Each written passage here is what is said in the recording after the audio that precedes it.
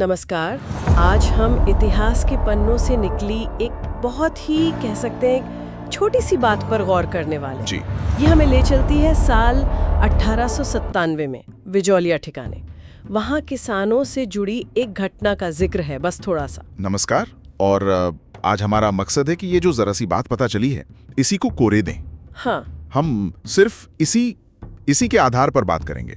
मतलब ये समझने की कोशिश कि बस चंद शब्द और एक नंबर वो हमें उस जमाने के बारे में क्या इशारा दे सकते हैं। बिल्कुल, कोई बाहर की जानकारी नहीं जोड़ेंगे इसमें। जी नहीं, बस जो है उसी का विश्लेषण। हाँ, ये जरूरी है कि हम सिर्फ इसी पर टिके रहें। तो चलिए शुरू करते हैं। फिर हमारा मिशन यही है, इस छोटी सी बात से गहरे मतलब निकालना। तो जो पहला सिरा है वो ये है, 1897 ई में बिजौलिया ठिकाने के हजारों किसान एक मृत्यु भोज के अवसर पर। तो साल है 1897, जगह बिजौलिया ठिकाना और मौका एक मृत्यु भोज, और उसमें हजारों किसान। जी। ये मृत्यु भोज और फिर हजारों किसान, ये दोनों ही चीजें थोड़ी ध्यान खींचती हैं। मतलब सिर्फ एक रस्म तो नहीं लगती है। बिल्कुल। देखिए, मृत्यु भोज उस जमाने में समाज में सिर्फ एक रस्म अलायगी भर नहीं था। हाँ। उसका एक पहलू था सामाजिक, धार्मिक, की दिवंगत आत्मा की शांति हो, परिवार का दुख बटे। जी। लेकिन जब हजारों लोग और खासकर किसान एक जगह जमा होते थे तो उसका एक मतलब और भी होता था।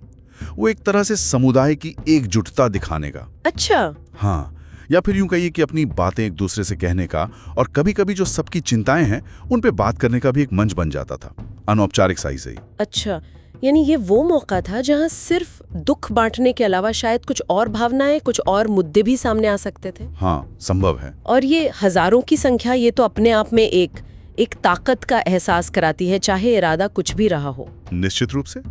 आप सोचिए, हजारों किसानों का एक जगह इकट्ठा होना, वहां की जो सत्ता थी उसके लिए ये कोई मामूली बात नहीं हो सकती थी। चाहे वो किसी भी वजह से जमा हुए हों। ये संख्या उनकी संगठित होने की जो एक संभावना होती है, या कम से कम एक साझा पहचान, एक जुड़ाव, उसका तो संकेत थी ही। हाँ, ये तो है। यहीं से वो माहौल बनता था जहां सामूहिक भावनाएं, चाहे वो दुख की हो या किसी और तरह के असंतोष की, वो पनप सकती थी। ऐसे बड़े जमावड़े वो सामाजिक और कभी-कभी राजनीतिक तौर पर भी अहम हो जाते थे। लोगों को एक तरह से आवाज मिल जाती थी, चाहे औपचारिक ना हो। सही बात है। एक सामाजिक मौके पर भी इतनी भीड़ का मतलब है कि सत्ता के गलियारों में थोड़ी हलचल तो होगी ही। अच्छा, अब जिक्र के अगले हिस्से पर आते हैं। वो कहता है, शासक के ठिकानेदार ने कृषकों से। जी। और यहाँ वाक्य अधूरा है, लेकिन इस अधूरेपन में भी शासक के ठिकानेदार का जिक्र ये बहुत अहम लगता है। ऐसे मौके पर जहाँ हजारों किसान हैं, वहाँ शासक का आदमी, उसका प्रतिनिधि, उसकी मौजूदगी या उसके कुछ करने का जिक्र, इसके क्या मतलब हो सकते हैं? क्या वो बस यूं ही आया था? देखिए, ठिकानेदार जो था वो उस वक्त की जो सामंती व्यवस्था थी उसका एक जरूरी हिस्सा था। वो शासक और किसानों के बीच की, समझिए, मुख्य कड़ी था। अच्छा। उसका काम सिर्फ लगान वसूलना नहीं था, बल्कि उस इलाके में शासक का हुक्म चलाना, नियम कानून लागू करवाना, ये सब भी था। अच्छा। तो उसका किसी भी बड़े जमावड़े में होना, इसके कई मतलब हो सकते हैं। जैसे? क्या ये सिर्फ एक रस्मी हाजिरी हो सकती थी? ये दिखाने के लिए कि हाँ, हमारी नजर है। वो एक संभावना है, पर सिर्फ वही नहीं। सोचिए, हजारों किसानों के बीच उसकी मौजूदगी, वो एक तरह से शक्ति प्रदर्शन भी हो सकता था। हाँ, ये याद दिलाने के लिए कि असली बॉस कौन है। बिल्कुल। और दूसरी तरफ ये एक व्यावहारिक अवसर भी था। मान लीजिए उसे कोई बात कहनी है, कोई नया हुक्म सुनाना है, या कोई पुरानी मांग दोहरानी है। हाँ। तो इतने सारे लोगों तक एक साथ बात पहुंचाने का इससे बेहतर मौका क्या मिलेगा, खासकर अगर बात लगान या करों से जुड़ी हो। मतलब ये मौजूदगी सिर्फ औपचारिक नहीं थी, हो सकता है कोई खास मकसद हो, शायद कुछ दबाव बनाना या कुछ वसूलने की बात। इसकी संभावना तो बहुत ज्यादा है। मृत्यु भोज जैसे मौके पर भी प्रशासनिक या पैसे रुपए का दबाव बनाने की कोशिशें, ये उस दौर की हकीकत हो सकती है। जी।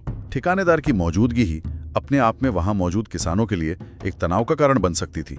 वो याद दिलाती थी कि भाई, तुम्हारी जिंदगी पर किसका नियंत्रण है, तुम्हारी जिम्मेदारियां क्या हैं। जरूरी नहीं कि वो कुछ सख्त कह रहा हो, उसका वहां होना ही काफी था माहौल बदलने के लिए। समझ रही हूँ। उसकी उपस्थिति ही एक संदेश थी। अब आते हैं उस हिस्से पर जो सबसे ज्यादा उलझा हुआ सा है, अधूरा है। बात खत्म होती है बस एक संख्या पर, 36। हाँ। अगर पूरा जोड़े तो कुछ ऐसा बनता है, 1897 में बिजौलिया में मृत्यु भोज पर हजारों किसान जमा हुए और शासक के ठिकानेदार ने किसानों से 36, ये नंबर 36, ये हवा में तैरता हुआ सा लगता है। इसका क्या मतलब हो सकता है, खासकर इस माहौल में? ये अधूरापनी तो है जो इसे दिलचस्प बनाता है। हाँ, बिना किसी क्रिया के, बिना किसी साफ संदर्भ के, ये संख्या एक पहेली सी है। लेकिन अगर हम उस वक्त की राजस्थानी सामंती व्यवस्था और खेती किसानी के रिश्तों के इतिहास को थोड़ा देखें तो संख्याएं अक्सर लाग बागों के लिए इस्तेमाल होती थी। लाग बाग मतलब? लाग बाग यानी तरह तरह के कर, टैक्स, शुल्क किसानों पर सिर्फ फसल का हिस्सा ही नहीं लगता था। अनगिनत छोटी बड़ी चीजों पर, यहाँ तक कि सामाजिक रस्मों पर भी अलग अलग तरह के शुल्क या लागें लगा दी जाती थी। तो आप कह रहे हैं कि ये 36, ये उस समय किसानों पर लगे अलग अलग तरह के करों की कुल संख्या हो सकती है 36। ये एक बहुत ही मजबूत और तार्किक व्याख्या लगती है। हालांकि हमें ये ध्यान रखना होगा कि ये सिर्फ इस छोटी सी जानकारी पर आधारित एक पढ़ा लिखा अनुमान है। हाँ, ये तो है। वैसे भी बिजौलिया का इतिहास अगर देखें, जिसकी बात हम यहाँ विस्तार से नहीं कर रहे हैं क्योंकि हमें सिर्फ इसी टुकड़े पर रहना है, तो वो लाग बागों के बोझ के लिए जाना जाता है। अच्छा, तो ये बिल्कुल मुमकिन है कि ठिकानेदार उस मौके पर किसानों को उनकी वो 36 तरह की देनदारियां याद दिला रहा था, या शायद कोई नई लिस्ट बता रहा था, या किसी खास संदर्भ में इस 36 के आंकड़े का जिक्र कर रहा था जो इन करों से जुड़ा हो। 36 अलग अलग तरह के टैक्स या लागें, सोचना भी मुश्किल है। किसानों की क्या हालत होती होगी। क्या 36 का कोई और मतलब भी हो सकता है, कोई और गिनती? सैद्धांतिक रूप से तो देखिए कुछ भी हो सकता है। हो सकता है 36 गांव के मुखिया हों या कोई और गिनती हो। लेकिन जिस माहौल की बात हम कर रहे हैं, ठिकानेदार हैं, किसान हैं, और इतिहास बताता है कि करों का बोझ बहुत ज्यादा था, तो वहां 36 का ताल्लुक पैसों की मांगों या करों की गिनती से होना ये सबसे ज्यादा स्वाभाविक और मौजू लगता है। हाँ, ये संख्या एक तरह से उस पूरी व्यवस्था की जटिलता और किसानों के ऊपर जो बोझ था उसकी गहराई का प्रतीक बन जाती है। ये व्याख्या, ये इस छोटी सी बात को एकदम वजन दे देती है। चलिए अब कोशिश करते हैं इन बिखरे हुए धागों को जोड़कर एक तस्वीर बनाने की। जी। तो साल 1897, जगह बिजौलिया ठिकाना। हजारों किसान एक सामाजिक मौके, मृत्यु भोज पर जमा है, लेकिन माहौल शायद थोड़ा तनाव वाला भी है। शासक का आदमी ठिकानेदार वहां मौजूद है, शायद किसी प्रशासनिक या वित्तीय इरादे से, और हवा में एक संख्या तैर रही है 36, जो शायद उन पर लगे अनगिनत करों की याद दिला रही है। ये छोटा सा फ्लैशबैक हमें उस वक्त की असलियत के बारे में क्या बताता है? जो संक्षिप्त सा जिक्र है, ये भी कई गहरे इशारे करता है। पहला तो ये कि जो शासक वर्ग था ठिकानेदार के रूप में और जो शासित थे किसान, उनके बीच रिश्ते कितने तनाव भरे और असमान थे। एक दुख का मौका भी कैसे सत्ता दिखाने और पैसे का दबाव बनाने का मंच बन सकता था, ये उस व्यवस्था की कठोरता दिखाता है। हाँ, ये सोचना भी अजीब लगता है कि दुख की घड़ी में भी लोग ऐसी चिंताओं से। बिल्कुल। दूसरा, ये उस दौर की जबरदस्त आर्थिक मुश्किलों और किसानों पर जो कमर तोड़ने वाला बोझ था, उसकी तरफ साफ इशारा करता है। अगर 36 वाकई करों की संख्या है, तो ये दिखाता है कि किसानों की मेहनत का कितना बड़ा हिस्सा उनसे छीन लिया जाता था। जाहिर है उनकी हालत लगातार खराबी रहती होगी। ये असंतोष के लिए जमीन तैयार करता है। और हजारों किसानों का एक साथ होना, उसका क्या रोल है इस पूरी तस्वीर में? ये पहलू भी बहुत जरूरी है। ये दिखाता है कि किसान बस बिखरे हुए अकेले लोग नहीं थे, उनमें एक समुदाय की भावना थी, साझा दुख सुख थे और शायद साझा चिंताएं भी थीं। जी। भले ही वो मृत्यु भोज के लिए जमा हुए थे, इतनी बड़ी संख्या में उनका एक जगह होना, वो अनजाने में ही सही, उनकी एक सामूहिक मौजूदगी का एहसास कराता था। हाँ, ये तो है। ये वो जमीन थी जहां शायद आगे चलकर जो संगठित विरोध हुए उसके बीज पड़े हों। ये जानकारी चाहे कितनी भी अधूरी हो, हमें उस चिंगारी की एक झलक दिखाती है जो बाद में बड़े आंदोलनों में बदल सकती थी, खासकर बिजौलिया जैसे इलाके में जिसका इतिहास किसान संघर्षों से भरा है। यह हमें दिखाता है कि इतिहास सिर्फ लिखी हुई चीजों में नहीं है, बल्कि ऐसी छोटी अधूरी घटनाओं के इशारों में भी छिपा होता है। तो बस चंद शब्दों और एक नंबर से हमने काफी कुछ समझने की कोशिश की है। अब वक्त है इस पूरी बातचीत को समेटने का। आज हमने 1897 के बिजौलिया ठिकाने से जुड़े एक बहुत ही छोटे से जिक्र का विश्लेषण किया। हमने देखा कि कैसे एक मृत्यु भोज सिर्फ एक सामाजिक रस्म न होकर एक अहम जमावड़ा बन सकता था। जी। हमने शासक के प्रतिनिधि यानी ठिकानेदार की मौजूदगी और उसकी भूमिका के क्या मतलब हो सकते हैं, इस पर विचार किया। ये शायद सिर्फ रस्म अदायगी से ज्यादा कुछ था। बिल्कुल। और हमने उस रहस्यमयी संख्या 36 की सबसे तार्किक व्याख्या को समझा, जो शायद किसानों पर लगे भारी करों के बोझ का एक प्रतीक थी।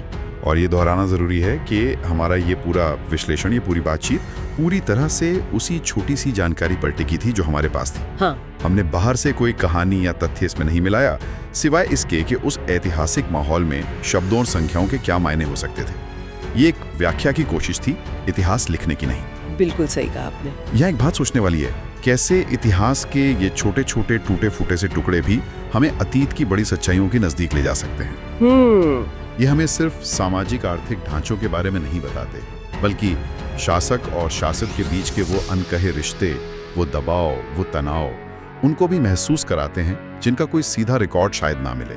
सही बात है। एक अधूरी सी लाइन, एक अकेला सा नंबर हमें मजबूर करता है कि हम उन लोगों की जिंदगी के बारे में सोचें, जिनकी कहानियां अक्सर इतिहास के बड़े ब्यूरो में खो जाती हैं। हाँ। यह हमें याद दिलाता है कि इतिहास सिर्फ तारीखों और राजा महाराजाओं का हिसाब किताब नहीं है, बल्कि आम लोगों के रोजमर्रा के संघर्षों और उनके अनुभवों का भी ताना बाना है। ये बहुत गहरा विचार है, और इसी से जुड़ा एक सवाल हमारे सुनने वालों के लिए भी है। जरा सोचिए, इस तरह के सामाजिक जमावड़ों पर, जैसे ये मृत्यु भोज था, या कोई मेला या पंचायत, जिनका कोई लिखा पढ़ी का हिसाब शायद ही रखा गया हो, और कौन सी अनकही मांगे होती होंगी, कौन सी दबी हुई आवाजें, कौन से वो समझौते या विरोध के संकेत हवा में होते होंगे, जो कभी औपचारिक इतिहास का हिस्सा नहीं बने, पर जिन्होंने यकीनन उस समय के समाज और भविष्य पर असर डाला होगा। बिल्कुल। इसी सवाल के साथ आज के इस विश्लेषण को यहीं रोकते हैं। उम्मीद है इतिहास के इस छोटे से टुकड़े की हमारी ये पड़ताल आपको दिलचस्प लगी होगी। सुनने के लिए धन्यवाद। अगली बार फिर मिलेंगे एक नए विषय और नए जिक्र के साथ।